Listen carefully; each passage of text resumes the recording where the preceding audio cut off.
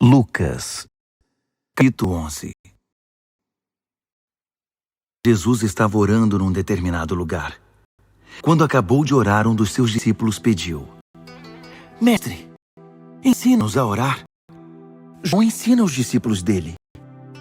Ele disse: Quando vocês orarem, digam: Pai, revela-nos quem tu és. Dá um jeito neste mundo. Conserva-nos vivos com 3 boas refeições. Preserva-nos perdoados por ti e perdoando os outros. Guarda-nos de nós mesmos e do diabo. Jesus acrescentou: Imagine o que aconteceria se vocês fossem à casa de um amigo no meio da noite e pedissem: Amigo, empreste-me 3 pães. Um velho amigo acabou de chegar de viagem, está lá em casa e não tenho nada para oferecer a ele.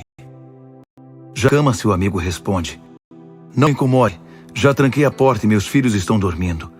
Não posso me levantar para dar a você, seja lá o que for.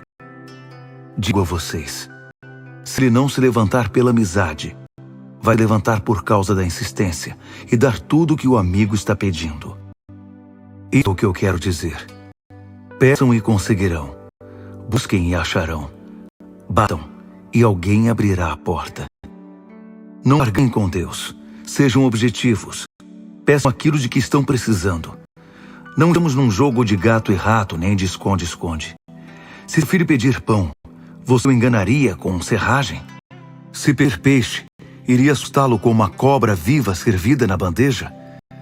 Mas como são, vocês não pensariam em algo assim, pois se portam com decência, pelo menos com seus filhos. Não acham então que o Pai que criou vocês com todo amor não dará o Espírito Santo quando pedirem? Deus libertou um homem de um demônio que o mantinha mudo. O demônio se foi e o homem começou a falar sem parar, para espanto da multidão. Mas alguns dos presentes foram cínicos. Magia negra! Diziam. Não passa de um truque diabólico! Outros se mostravam céticos, esperando que Jesus desse provas de sua identidade divina com algum milagre espetacular.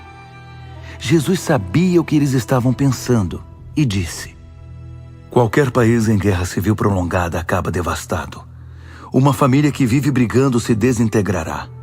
Se Satanás expulsa Satanás, não irá se destruir? E vocês me caluniam, afirmando que sou um demônio que expulsa demônios.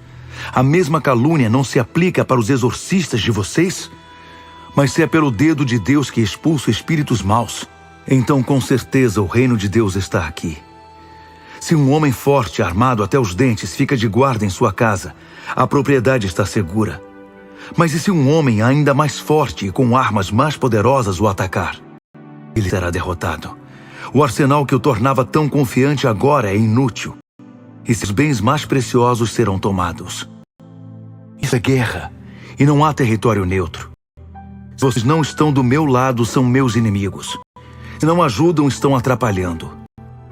Quando expulso de alguém, o espírito maligno vagueia pelo deserto procurando um oásis, uma alma distraída que possa atormentar. Se não encontra nada, diz consigo mesmo: vou retornar para minha antiga casa. Quando retorna, encontra a pessoa limpa, porém vazia. Então o espírito reúne outros 7 espíritos ainda piores, e todos se instalam ali. O estado da pessoa agora é pior do que antes.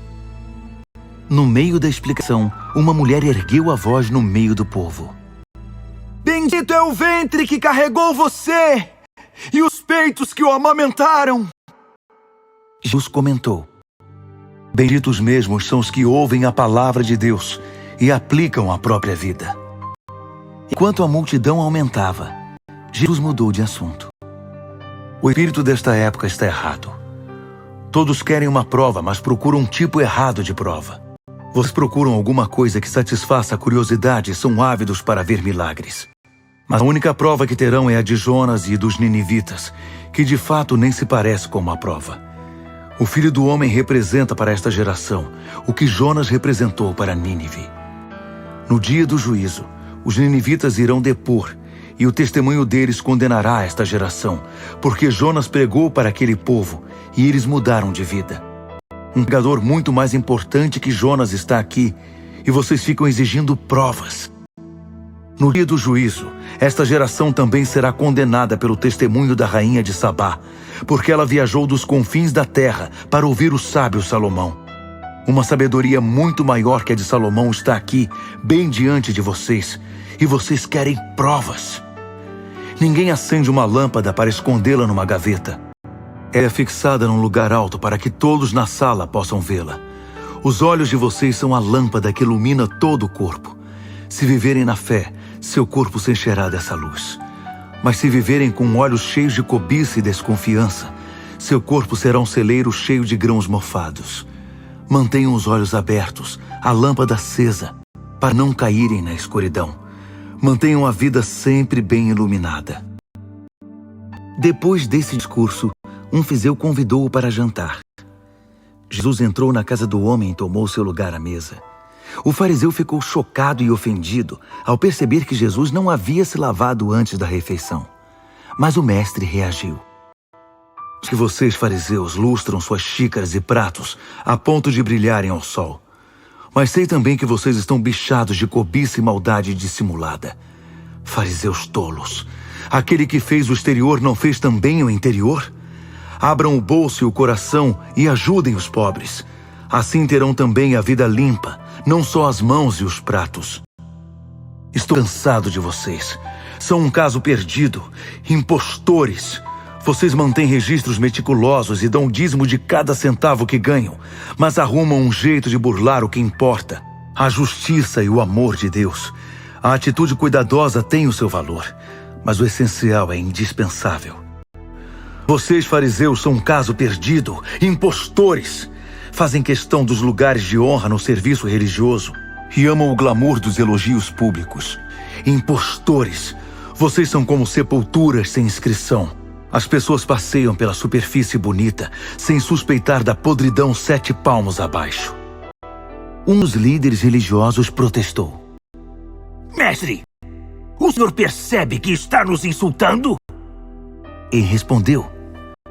Sim, e vou ser ainda mais claro. Vocês, líderes religiosos, são um caso perdido. Sobrecarregam as pessoas com regras e regulamentos até quase quebrarem a coluna, mas não erguem um dedo para ajudá-las. Vocês são um caso perdido.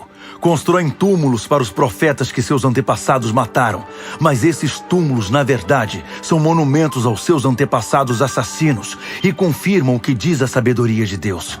Vou enviar profetas e apóstolos, mas eles irão matá-los e expulsá-los. Isso significa que cada gota de sangue justo, derramado desde o começo do mundo até agora, desde o sangue de Abel até o de Zacarias, que foi trucidado entre o altar e o santuário, está sobre a cabeça de vocês. Sim, tudo isso será cobrado desta geração. Vocês, líderes religiosos, são um caso perdido. Vocês tomam a chave do conhecimento, mas é para fechar portas, não para abri-las. Não entram, nem deixam ninguém entrar. Assim que Jesus deixou a mesa, os líderes religiosos e os fariseus explodiram de raiva. Ficaram analisando as declarações dele, em busca de algo que pudessem usar como armadilha para apanhá-lo.